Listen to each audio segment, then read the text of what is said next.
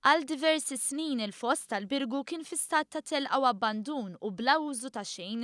Kien grazzi għall-intervent ta' dan il-gvern u l-ħidma ta' direttorat ta' restawr li fi żmien sena jirnexxielhom jirrestawraw u jagħtu dera mill-isbaħ lil-fost tal-Birgu. Permezz tar-restawr il-fost tal-Birgu għaqqat id-daħla antika tal-Birgu magħrufa bħala Couvre Port san-naħa tax-xatt tal-Kalkara.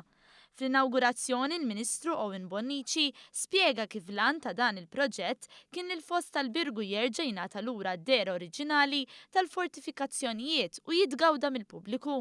Hawnhekk kien mitlu ħafna, hawnhekk kien hawn telqa kbira, fil-fatt hawn partijiet kienu moħbija fis-siġar u fil-ħmieġ li kien jinġabar hawnhekk, u aħna ddeċidejna li nirrestawraw isbuħija noħorġuha sabiex il-poplu Malti gawdi dawn il-postijiet tant sbieħ li hemm fin-naħa t'isfel ta' pajjiżna illi issa bis-saħħa tal-proġett se jkun jista' jkompli jiġbed iktar nies, iktar turiżmu. Ix-xogħol fuq dan ir-restawr sar b'investiment ta' aktar minn €1,000,000 kofinanzjat minn fondi Ewropej.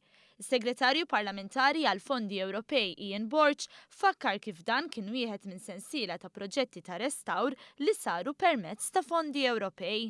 Irdupjajna x-xogħol li kien hemm kommess fil-parti tal-Imdina sabiex naraw li iswar kollha u mhux nofsu ikunu restawrati. U diġà kif taf tajna lura lill-pubbliku Forti Sant'Irmu u Forti Sant'Angelo fost postijiet oħrajn.